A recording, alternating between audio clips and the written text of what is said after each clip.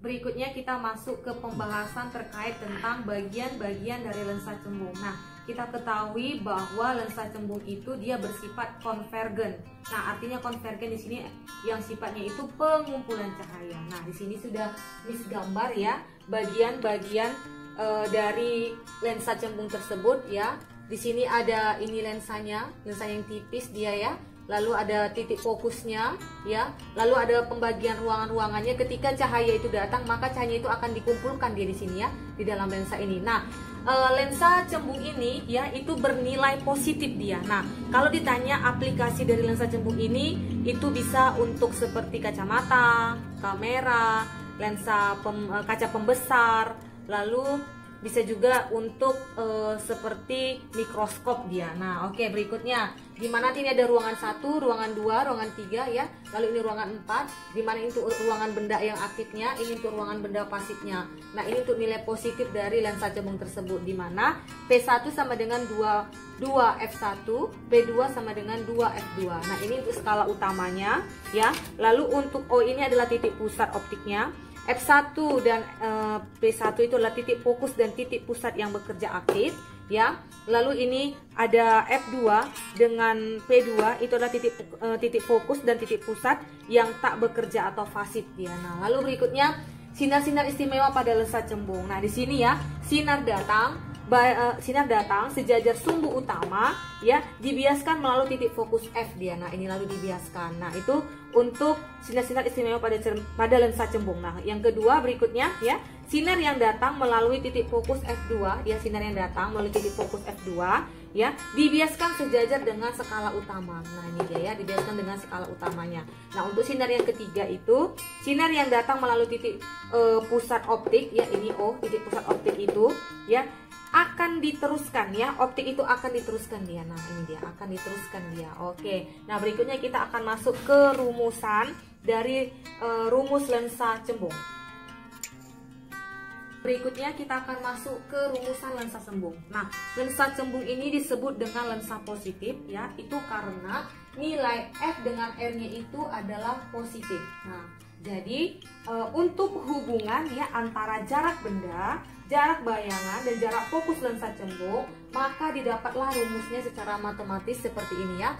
1/S sama dengan 1/S ditambah 1/S absen, dimana F sama dengan 1/2R. Nah, S itu keterangannya adalah jarak benda dalam satuan cm, S absen itu adalah jarak bayangan dalam satuan cm, F itu adalah jarak titik fokus lensa dalam satuan cm, dan R itu adalah jari-jari lensa dalam satuan cm.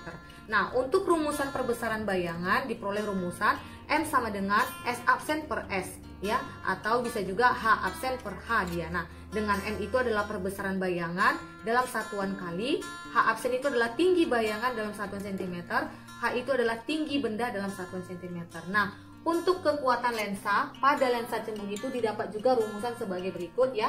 F sama dengan 1/F, di mana F itu adalah kekuatan lensa atau daya lensa. Nah, F di sini adalah jarak fokus lensa dalam satuan meter. Oke, ya Ibu rasa untuk rumusan ini itu tidak sulit untuk dipahami. Berikutnya kita akan masuk ke contoh soal. Ini Ibu hapus sebentar. Nah, kalau kamu perhatikan di bukumu di halaman 357 ya. Nah, contoh soal yang pertama ya kita jawab, kita kerjakan ya. Nah, soalnya seperti ini. Sebuah benda berada pada jarak 8 cm di depan lensa cembung yang memiliki jarak fokus 24 cm. Maka tentukanlah A. jarak bayangannya, B. perbesaran bayangannya, C. tinggi bayangannya apabila tinggi benda itu 5 cm.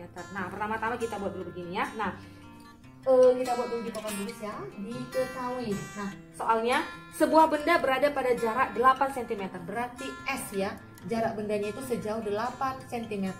Lalu berikutnya di depan lensa cembung yang memiliki jarak fokus berarti F ya, jarak fokusnya itu sejauh 24 cm.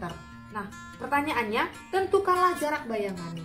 Ditanya ya, yang A itu adalah jarak bayangannya berarti S absen. Nah, yang B perbesaran bayangannya berarti M. Oke, nah yang C pertanyaannya, tinggi bayangan apabila tinggi bendanya itu 5 cm. Berarti H absen itu berapa jika hanya itu tinggi bendanya itu sejauh 5 cm. Oke, ya, langsung saja kita jawab ya. Ibu rasa ini tidak sulit ya. Yang bagian A kita selesaikan dulu. Rumusannya apa? Kita gunakan rumus yang ini. Berarti 1/R sama dengan 1/S ditambah 1/S absen. Nah, yang perlu kita cari adalah S absen. Berarti kita pindah ruaskan di sini ya. Berarti 1/S absen sama dengan 1/E dikurang 1/S. Nah, oke. Ini boleh Ibu hapus ya, supaya muat di papan tulis. Ya.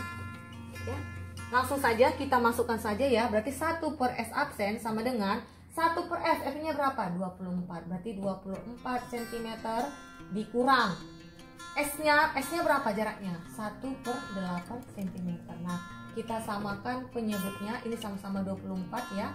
Oke, 24 dibagi 24 1 kali 1 1 ya. 24 bagi 8 itu 3 kali 1 ya. Nah, jadi dapat ada 1/S absennya itu nilainya ya, ini 1 dikurangi 3 itu adalah minus 2/24 cm. Nah, S absennya berarti kita balikkan ya, 24 dibagi 2 itu hasilnya minus 12 cm. Oke, kita dapat yang jawaban untuk nomor A. Sekarang kita cari perbesaran bayangannya ya. Berarti yang pertanyaan yang B ya. Tentukanlah perbesaran bayangannya. Berarti M sama dengan, sesuai dengan rumusnya ya, S absen per S. Nah, begini dia. M sama dengan S absennya sudah kita dapat, nilainya ini ya. Minus 12 cm dibagi ya. S-nya berapa? Jarak bendanya 8 cm. Maka diperolehlah M-nya itu nilainya sebesar 1,5 kali. Nah, oke. Nah, berikutnya kita akan menjawab untuk soal yang bagian C. Nah, ini Ibu hapus saja. Ya, untuk soal bagian C, ya, yang ditanya adalah H absen. Berarti melalui rumus perbesaran M sama dengan ya S absen per S ya, atau juga bisa rumus H absen per H. Karena dia katanya kan jika jarak dari benda itu ya diketahui jika jarak tinggi benda itu sudah diketahui ya 5 cm. Nah, jadi tinggal kita masukkan aja M-nya tadi berapa? 1,5. Maka 1,5 dikali H absennya itu yang mau kita cari hanya ini 5 cm. Nah, berarti H absen sama dengan 1,5 dikali 5 hasilnya 7,5 cm ya. Ibu rasa itu tidak susah. Oke, berikutnya kita akan lanjut ke materi yang terkait tentang pembiasan cahaya pada lensa cekung.